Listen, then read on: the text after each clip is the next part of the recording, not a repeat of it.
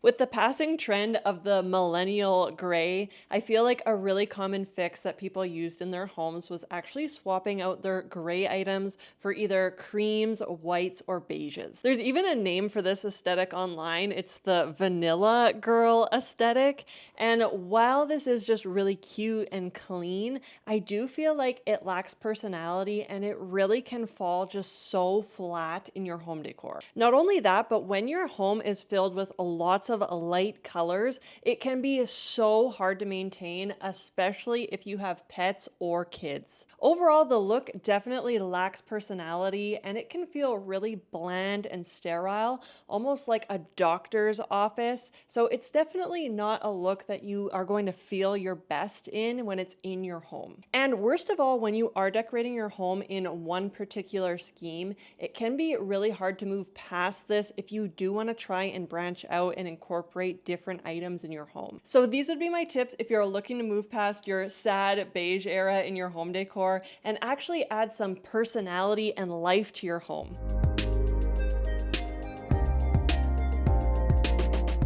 So the first step we're going to be working on is determining where the neutrals are working in your current space. For example, light neutral walls are a great base to start with, especially if you're looking to update some of your beige and white furniture pieces. I do find for a lot of people, picking a color to put on their wall can feel just super polarizing. So sometimes if you leave this as your neutral color in the space, it can just be a lot easier to mix and match the other colors in the furniture pieces and other accessories and decor. Painting is also one of those tasks that people want to keep as low maintenance as possible. So by committing to a really bold color, a few years down the road, you may change your mind, and it can be just such a hassle to try and cover up color after color. So often I do find most people prefer going for a neutral on their wall color. It really helps with longevity, and if you go for a light enough shade, it just makes it that much easier to cover up down the road. Now, when it comes to furniture, if you've already invested a lot of money into your current neutral pieces, then painting your walls might be the easiest way to go. Large pieces like sofas, beds, even dining chairs can just cost so much if you are looking to replace them. So I do find if you've got some quality pieces in neutral shades, it can be really easy to incorporate these into a space that you're looking to infuse more color and personality into. And this is especially true when it comes to sofas and beds because you can always layer in lots of different textures and colors in toss cushions and throws. I would say a general rule of thumb when you're working with neutrals in a space is to limit them to about 60% of the room. And I do find a really successful way of using this rule of thumb is using your lighter neutral shades on the items that have the least amount of traffic. So because the lighter shades are so much harder to maintain when they're in a high traffic area, so things like spills and fingerprints are really going to show on them, if you use them on something like drapes, artwork, or even your wall paint, it can just limit the amount of wear and tear these lighter tones are going to get. Another great tip to keep in mind when you're working with neutral colors for your wall paint would be adding in some architectural interest. So for example, if you're going for that all white wall look, this can actually feel quite stark in a space. So it is nice to soften the look by adding in some wall molding, some crown molding, even a ceiling medallion can go a long way in helping out this a very stark look. And my last tip when you're working with neutrals in your space is to vary the different tones you're using for these colors. If you select white for all of the neutrals in your space, this is just going to feel so one note, where if you're selecting a combination of whites, beiges, and creams, you actually add a little bit more depth and dimension throughout these shades in your home.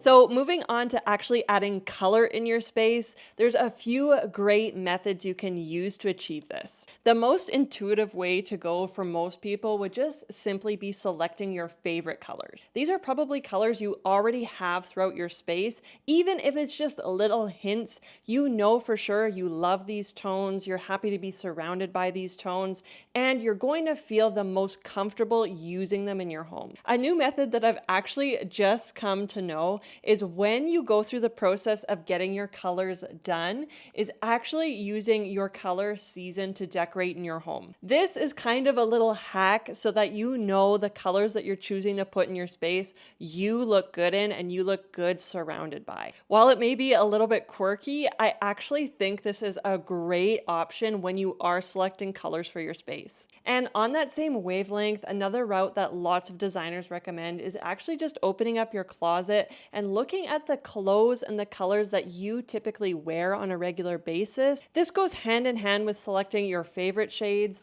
These will be colors that you're used to wearing and used to incorporating in your wardrobe, so it's not going to be that big of a jump to throw them into your home as well. Other schemes that I think just work so well together, especially if you're not used to incorporating color in your home, would be working with earth tones. Earth tones just naturally pair really well with neutral colors, and they're not going to be overly bright in your space. So I do find for the average person, this tends to be a little bit more natural and organic way of infusing color into your space. Once you have your colors picked out, there's actually a few different ways you can work with the schemes as well. One of my favorite ways, especially if you're not super committed to adding color in your space, would be by using complementary tones. So for example, once you have your primary accent color selected, you can select other colors that are next to it on the color wheel to layer this shade throughout your space. Ultimately, I do find it's best to have more than one accent color in your space.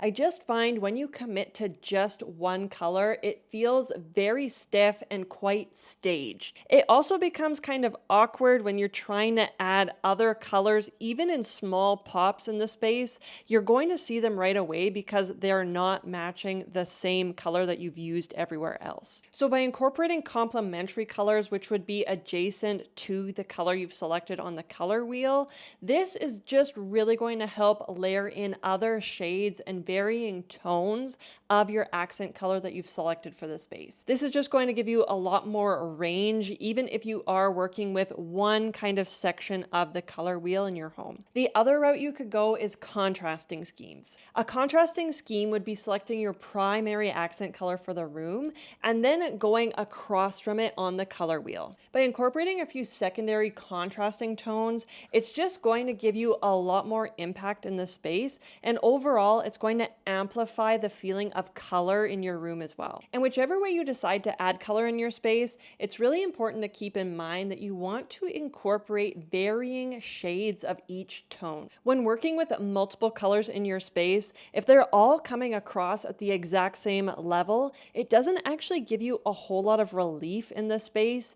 And I do find when people are trying to add color back into their homes, this is a trap that they fall into, and then they feel like none of the colors are really working together in harmony. By varying the different shades of color in your home, you can actually amplify different tones in different areas to give a different look for each room. This is a really effective way of allowing a color to flow throughout your space instead of feeling like it's just been thrown in willy-nilly.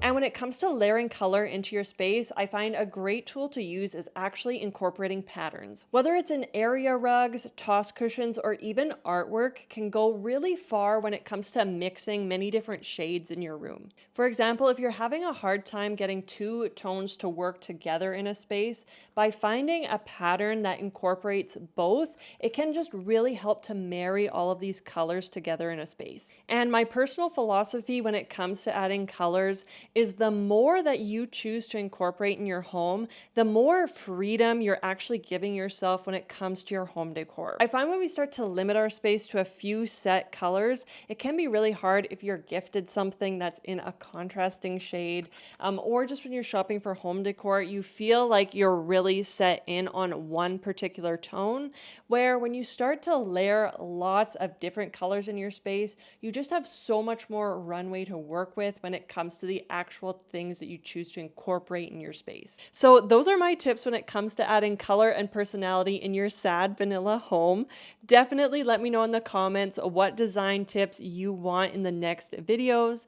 And if you found this video helpful, be sure to give it a like and subscribe to my YouTube channel. As always, thank you so much for watching, and I'll see you in the next video.